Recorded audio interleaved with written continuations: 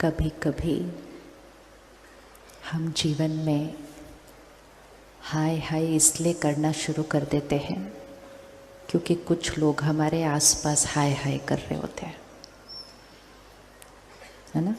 एक बोलता है, दूसरा बोलता है, और अब तो यहाँ तक पहुँचे कि एक दूसरे को ग्रीट करने का तरीका भी हाय हाय हो गया। कहाँ तो नमस्ते किया करते थे और अब मिलते हैं तो हाय करते हैं। तो इतनी बार हाय हाय बोलेंगे, हाँ, शब्द चेंज करने की ज़रूरत है। लो एनर्जी के शब्द बार बार उच्चारण करेंगे तो वो एनर्जी हमारी वास्तविकता बन जाती है। अब अगर सिर्फ हाय हाय की बजाय सिर्फ वाह वाह रोज बोलना ही शुरू कर दो। सुबह उठकर सबसे पहले शब्द वाह वाह से शुरू हो, मतलब शुक्राना से शुरू हो, हर चीज का शुक्रिया। सबसे पहले वाह वाह किसकी करनी चाहिए? सबसे पहला संकल्प, क्योंकि जो सुबह का सबसे पहला थॉट होगा वो सारा दिन की एनर्जी पे चलेगा। सुबह सुबह सबसे पहले वाह वाह किसकी करें? कौन याद आए सबसे पहले?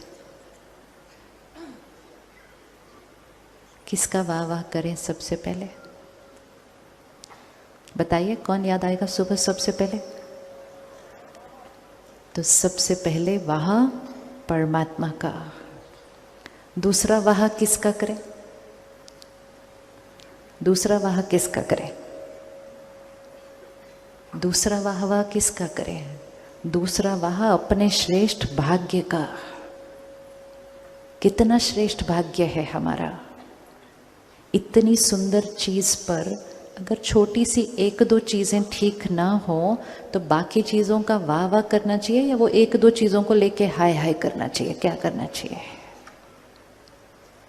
लेकिन एक बार हाय हाय किया मतलब वो जो छोटी छोटी चीज़ें जो ठीक नहीं थी उसका ही चिंतन करना शुरू किया तो इतनी सारी जो इतनी बढ़िया थी उनका चिंतन करना ही बंद कर दिया। तो फिर उस जीवन में उन लोगों में नुक्स ही दिखाई देंगे, गलतियां ही दिखाई देंगी, कमजोरियां ही दिखाई देंगी, क्योंकि चिंतन वो वाला करना शुरू किया। ज्ञान और मेडिटेशन क्या सिखाता है? चिंतन की धारा को बदलता है कि चिंतन किस चीज का करना है। सारा दिन में एक दिन चेक करना कि जितने सारे लोगों से हम मिलते हैं, जिनके साथ हम रहते हैं, जिनके साथ हम काम करते हैं, क्या हमारे मन पर कभी कभी उनका कमजोरियों का चिंतन होता है? किस किस को अपने आसपास के लोगों की कमजोरियों का चिंतन होता है? किसी को भी नहीं। किस किस का सारा दिन आसपास के लोगों की विशेषताओं का चिंतन चलता है? ऐसा तो हो ही नहीं सकता कि दोनों में से किसी का भी नहीं चले, क्योंकि लोगों का चिंतन तो बहुत चलता है सारा दिन। एक इक्वेशन याद रखनी है, जिस चीज का हम चिंतन करेंगे वो हमारे चित्त का हिस्सा बन जाएगा।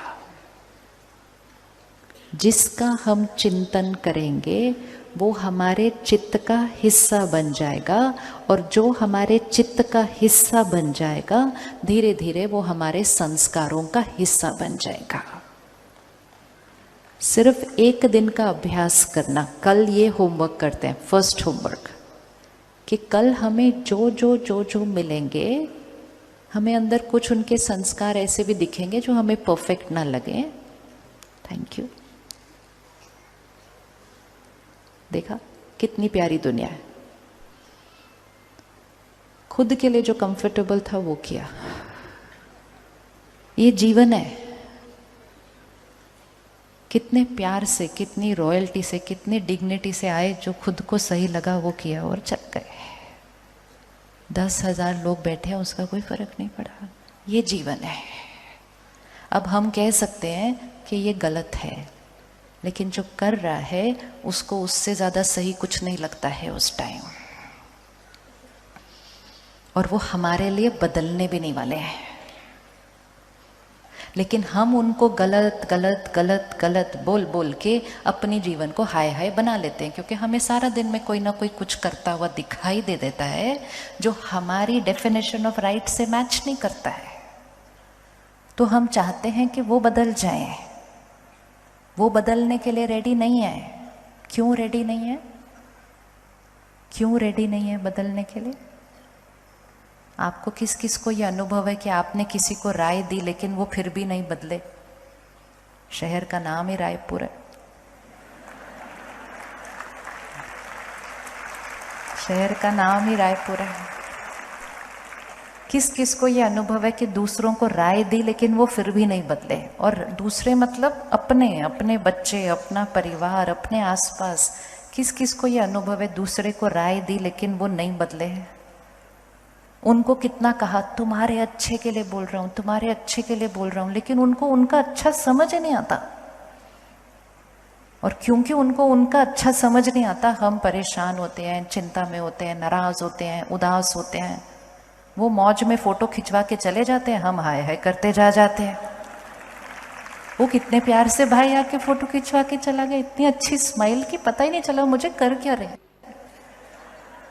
ये जीवन है। हर एक अपने अनुसार चलेगा। अपने संस्कार, अपनी पर्सनालिटी, अपने कर्म।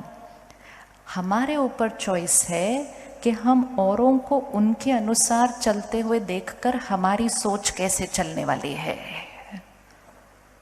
अगर हम कहें मेरे घर में फलां भी ऐसा है, ये भी ऐसा है, ये भी ऐसा है, मेरी जीवन वाह वाह नहीं हो सकती है, क्योंकि मुझे कैसे कैसे लोगों के साथ रहना भी पड़ रहा है और कैसे कैसे लोगों के साथ काम भी करना पड़ रहा है। अगर अपनी सोच नहीं बदली तो दुनिया के परफेक्ट लोगों के साथ रहकर भी हाय हाय करेंगे। और अगर अपनी सोच बदली तो कोई के साथ रहेंगे जिसके अंदर 99 कमजोरियां हैं, सिर्फ एक विशेषता है, लेकिन तो भी खुद की जीवन वाह वाह हो जाएगी, क्योंकि उसकी विशेषता देखने की आदत पड़ जाएगी। It does not depend on them. सामने वाले पे डिपेंड नहीं करता। सारा परिवर्तन का खेल, जो मैजिक है, वो यहाँ है। जिन लोगों को हम राय देते हैं वो राय क्यों नहीं मानते? वैसे हमारी कभी हमने सोचा क्यों नहीं राय मानते? और हम उनको बोल बोल के थक जाते हैं और परेशान हो जाते हैं और दुखी भी हो जाते हैं कि ये हमारी राय नहीं मानते। और स्पेशली जब वो परिवार हो, बच्चे हो, राय नहीं मानते। क्यों नहीं मानते वो राय? क्योंकि वो जो राय हम उनको देते हैं, हम अपने संस्कारों अनुसार देते हैं। सामने वाले ने, जिसने वो राय को धारण करना है, उसने अपने संस्कारों अनुसार करना है। सारा दिन में सिर्फ ये याद रहे कि आत्मा है, जर्नी पर है लंबे। हर जीवन में अनेक संस्कार बने। अभी अभी सुरेश भाई ने अनुभव में कहा, अनेक जन्मों के संस्कार लेकर आया हूं। हर जीवन में अलग अलग परिवार, अलग अलग परिस्थितियां, अलग अलग माहौल, कभी कभी तो अलग अलग देश, कितने अलग अलग अलग अलग संस्कार। अपने घर के लोगों को एक बार उस नजरिए से देखना कि ये मेरा पति, पत्नी, बच्चे नहीं, आत्मा है जो बहुत लंबी जर्नी पर आई है, अनेक संस्कार लेकर आई है। श्राद्ध के दिन चल रहे हैं। परिवार से जिन आत्माओं ने शरीर छोड़ा, उनको याद करने के दिन चल रहे हैं। क्या लगता है कहाँ है वो आजकल? वो कहाँ है आजकल जो शरीर छोड़कर गए?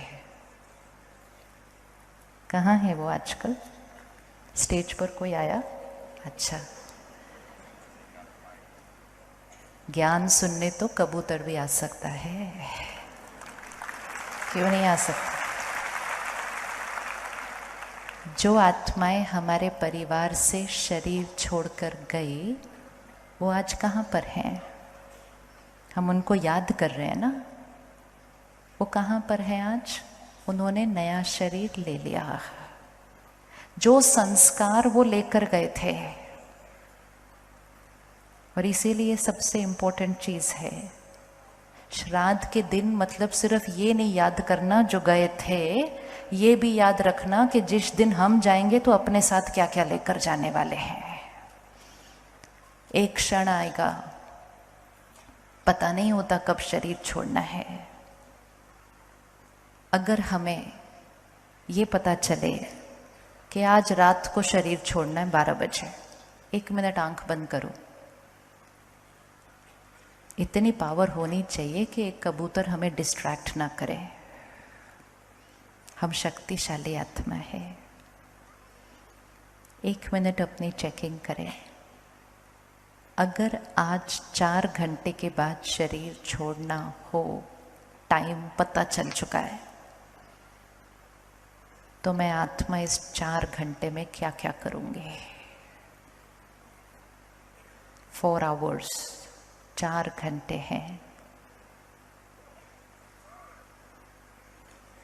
4 घंटे में क्या करेंगे? अच्छे से चेक करना, क्योंकि 4 घंटे के बाद जब मैं आत्मा शरीर छोड़ूंगी, हर चीज जो मुझ आत्मा पर रिकॉर्डेड है वो मुझ आत्मा के साथ आगे जाएगी नेक्स्ट कॉस्ट्यूम में। और उस बच्चे को भी देख लें। मैं आत्मा इस शरीर को छोड़ूंगी, नेक्स्ट कॉस्ट्यूम लूंगी। 7-8 महीने के बाद एक बच्चा पैदा होगा किसी घर में। पैदा होते ही पंडित जी जन्म पत्री बनाएंगे। उस दिन उस भाग्य में क्या लिखा होगा? वो बच्चा कौन सा भाग्य लेकर जाएगा? किस आधार पर उस बच्चे का भाग्य लिखा जाएगा उस दिन? और वो बच्चा कैसे संस्कार लेकर पैदा होगा? तो अगर हमें पावर मिले तो हम 4 घंटे के अंदर कौन कौन से संस्कार क्रिएट कर लेंगे।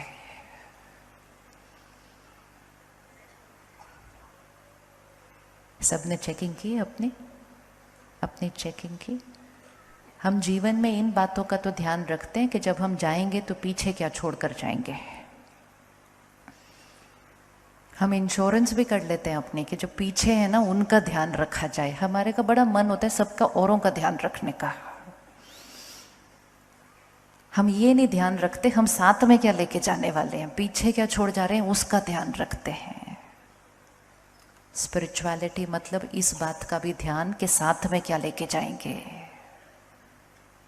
जब कोई शरीर छोड़ता है और हम जाते हैं अंतिम संस्कार के लिए, तो इतना वैराग्य आता है उस टाइम पे। तो लोग कहते क्या लेकर गए, सब कुछ तो पीछे ही छूट गया।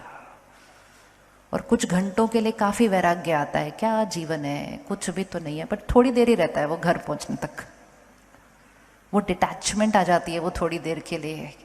वैराग्य आता है, उसको कहा जाता है शमशानी वैराग्य, कि क्या लेकर गए साथ में।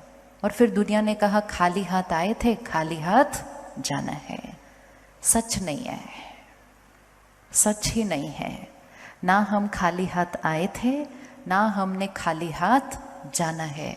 जो सब कुछ दिखता है वो ना लेकर आए थे ना लेकर जाना है। जो नहीं दिखता है वो लेकर भी आए थे और लेकर भी जाना है। क्या क्या छोड़ देंगे पीछे? 12 बजे जब शरीर छूटेगा क्या क्या छोड़ेंगे पीछे? फर्स्ट, सब कुछ जो कमाया वो छूटेगा, परिवार छूटेगा, शरीर भी छूटेगा। साथ क्या जाएगा? आत्मा जाएगी, तो आत्मा के साथ क्या जाएगा? संस्कार और सारे कर्म वो रिकॉर्ड होते हैं इस आत्मा पर और वो जाते हैं। और इसीलिए सेम क्षण, सेम ग्रह, लेकिन अगर 2 बच्चे उसी क्षण उसी ग्रहों के प्रभाव में पैदा होते हैं, फिर भी दोनों का भाग्य बिल्कुल अलग अलग होता है। किस आधार से भाग्य बना? किस आधार से भाग्य बना? एक ही घर में एक ही माता पिता के उसी क्षण 2 बच्चे पैदा होते हैं, ग्रह भी वही, समय भी वही, माता पिता भी वही, फिर भी दोनों बच्चों का भाग्य बिल्कुल अलग अलग होता है। क्यों अलग अलग होता है? क्योंकि वो आत्मा जो लेकर आई है वो अलग अलग है। कोई बच्चा बहुत शांत है, कोई बच्चा बहुत नाराज हो जाता है जल्दी जल्दी, कोई बच्चा रोता बहुत है, कोई बच्चा डरता बहुत है, कोई बच्चा अपनी सब कुछ लोगों के साथ शेयर करता है, कोई बच्चा अपने खिलौने किसी को भी नहीं देता है। वो ऐसे होता है। तो अपने आप को चेक कर लो कि मैं जो बच्चा बनूंगा वो कैसा वाला बच्चा बनूंगा। खुश रहने वाला, सदा हंसता रहने वाला, या छोटी छोटी बातों में रूठने रूसने वाला, दूसरों के साथ चीज़ें बांटने वाला, या हमेशा अपनी चीज़ें ऐसे पकड़ कर रखने वाला, दूसरों की सफलता में खुश होने वाला, या दूसरों की सफलता से ईर्ष्या करने वाला। मैं कौन सा वाला बच्चा बनूंगा? जो पीछे रह जाएगा उस पर इतनी मेहनत होती है, और जो साथ जाएगा उस पर सारा दिन में थोड़ा सा ध्यान कम है। तो जो श्राद्ध के दिन आते हैं, ये सिर्फ इसलिए नहीं आते हैं कि उनको याद करो जो चले गए, लेकिन वो इसलिए आते हैं कि ये याद करो कि आपने भी ऐसे ही जाना है। और रुक कर ठहर जाओ, और रुक जाओ और चेक करो कि एक क्षण में गए तो साथ में क्या लेकर गए। हमेशा यहाँ पर ऐसा रेडी होना चाहिए कि अभी टाइम आया जाने का, सब कुछ रेडी है, सॉर्टेड।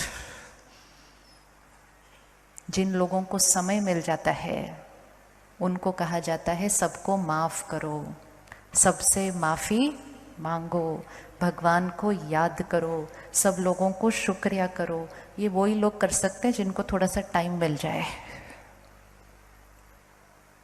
लेकिन ये भी देखा है कि जिनको टाइम भी मिल जाता है ना, वो उन्हीं चीज़ों को याद कर रहे होते हैं जिनको वो सारी जीवन पकड़ के अटैचमेंट में रहे थे।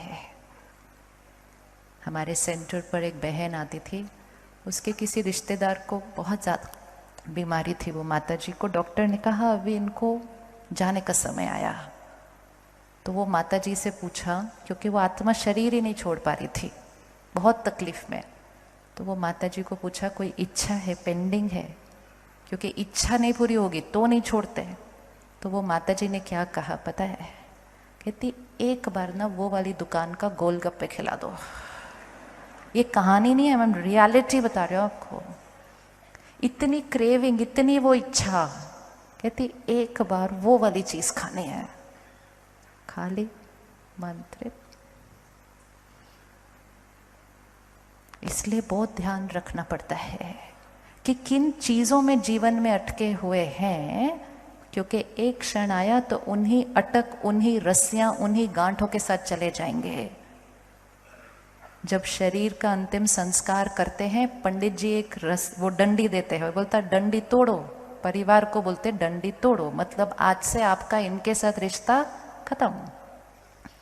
लेकिन डंडा परिवार ने नहीं तोड़ना था, डंडी हमें जाने से पहले तोड़नी थी। लेकिन कब जाएंगे वो पता नहीं है, तो कब तोड़ के रखनी पड़ेगी? कब तोड़ के रखनी पड़ेगी? कब तोड़ के रखने पड़ेगी? डंडी तोड़ना मतलब कोई भी गांठें नहीं होनी चाहिए, सबके बीच रहें, लेकिन कैसे रहें? एकदम लाइट। छोटी छोटी बातें, नाराजगी, ये गांठें हैं। कुछ लोग तो अपने परिवार को भी बोल देते हैं मेरे जाने के बाद भी उनसे बात मत करना। ये बहुत डीप संस्कार होते हैं। उनको यही टेंशन रहती है कि मेरे बच्चे मेरे जाने के बाद इस झगड़े को कंटिन्यू रखें, ऐसा नहीं दोस्ती कर ले उनके साथ। सोचो, जो आत्मा ऐसी सोच लेकर जाएगी, क्या वो आत्मा शांत रह पाएगी? कितना अशांति लेकर गए। ये इसलिए है क्योंकि जीवन की प्रायोरिटी क्लियर नहीं है। छोटी छोटी बातों में नाराजगियां पकड़ के रखी हुई हैं। तो ये श्राद्ध के दिनों में वो सारी नाराजगियों को क्या करना है? क्या करना है कोई किसी के पास? छोड़ना है जिस चीज़ को, ये छोड़ना है। जब तक वो सारी चीज़ों को छोड़ा नहीं तब तक नवरात्रे नहीं आ सकते, मतलब देवी का आह्वान नहीं होएगा जब तक वो बातों को छोड़ा नहीं, वो होगा नहीं। जहाँ मैल है, जहाँ मन और चित्त पे मैल है, वहाँ दिव्यता नहीं आ सकती है। इसीलिए हर चीज़ जो संस्कृति में बनी वो एक लर्निंग के लिए थी, कि पहले श्राद्ध के दिन, फिर उसके बाद क्या आएगा, फिर उसके बाद नवरात्रे, फिर 9 दिनों के बाद क्या आएगा, दशहरा, फिर उसके बाद क्या आएगा, 20 दिन बाद दिवाली। हर चीज़ डीप लर्निंग है। मतलब पहले अपने संस्कारों को क्लीन करें, जीवन ऐसी बनाए कि जिस क्षण मुझ आत्मा को उड़ना पड़े, मैं आत्मा एवर रेडी। कोई गांठें नहीं, कोई पुरानी बातें नहीं, सबके साथ रिश्ता कैसा, जैसे कहते हैं ना, कभी भी लेन देन पेंडिंग नहीं होना चाहिए। पेंडिंग रह गया तो कैरी फॉरवर्ड। तो लेन देन सिर्फ धन का नहीं, लेन देन यहाँ भी सब सेटल्ड होना चाहिए। तो वो सेटल किया, फिर ही उसके बाद ही देवी का आह्वान हो सकता है। तो आप रेडी नवरात्रे से पहले करना ना। अभी दिन है थोड़े हमारे पास, थोड़े दिन है हमारे पास, 12 दिन है अभी पूरे। यहाँ से साफ करने के लिए ना 12 दिन की ज़रूरत नहीं पड़ती है। कितना टाइम चाहिए यहाँ से डिलीट करने के लिए चीज़ को? पकड़ के रखना हो वो भी चॉइस है। कई बार हम कहते हैं ये बात तो मैंने जीवन भर ही नहीं भूलनी है, तो हम क्या कर देते हैं, अपने आप को आशीर्वाद दे देते हैं कि हमने जीवन भर नहीं भूलनी। और ये पक्का है कि जो बात को जीवन भर नहीं भूला वो आत्मा के साथ आगे जाएगी। और अगर भूलनी है और छोड़नी है उस बात को, तो कितनी देर लगेगी, कितनी देर लगेगी? एक थॉट डिलीट, डिलीट, खत्म। इस चीज के लिए मेरे चित्त पर जगह नहीं है। मुझ आत्मा को कैसा रहना है? Light, flying angel, ready to live. 1 minute आंख बंद करें और अपने चित्त पर पड़ी हुई कोई बात को चेक करें। आजकल में हुई बात हो सकती है या बहुत साल पुरानी कोई बात हो सकती है। सोचा था कि भूल नहीं पाएंगे, क्षमा करना तो बड़ा ही मुश्किल था, चोट ही बड़ी थी।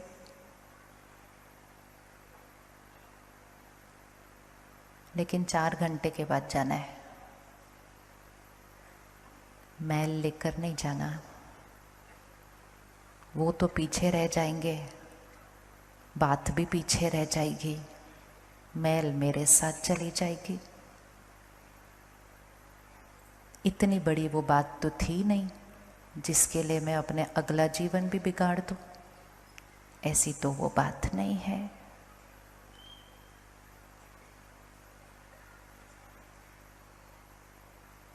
अपने आप से प्रतिज्ञा करते हुए कि आज मैं आत्मा अपने आप से प्रतिज्ञा करती हूँ कि इस सिर्फ एक बात को सिलेक्ट करना, सिर्फ एक बात, कोई एक चोट,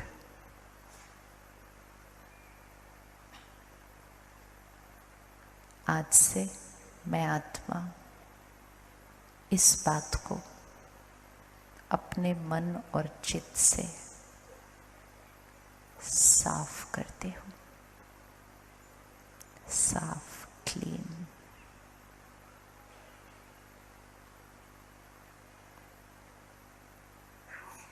मैंने ही पकड़ा हुआ था और मुझे ही छोड़ना है। पकड़ना भी मेरा चॉइस था, छोड़ना भी मेरी चॉइस है।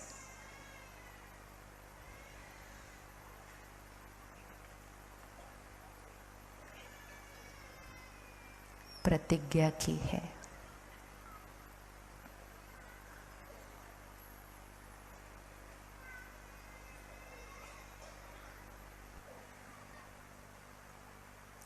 ओके, अब 9 अक्टूबर तक हर रोज सुबह सुबह जब अपने लिए थोड़ी देर बैठे और परमात्मा को याद करें, उस क्षण इस प्रतिज्ञा को फिर से दोहराएं। दोहराना पड़ता है प्रतिज्ञा को कि मैं आत्मा ने इस चीज़ को क्या किया है, स्वाहा स्वाहा स्वाहा। ये पुरानी बात है, खत्म खत्म खत्म। होता क्या है, हम ही उस बात के लिए क्या कहते हैं, ये भूल नहीं पाऊंगी मैं, इसको मैं माफ नहीं। जो ऐसी हम बात करेंगे वो ही सत्यता बन जाएगी।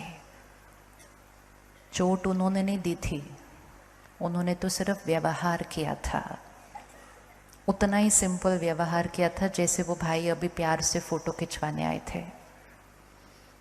अगर मैं उनका अभी चिंतन करना शुरू करूं, आप सब भी उनका चिंतन करना शुरू करें, तो जब हम 12 बजे छोड़ेंगे शरीर तो हमारे चित्त पर कौन जाएगा? कौन जाएगा? कौन जाएगा? लग रहा याद आ रहा ना कौन जाएगा 12 बजे साथ में।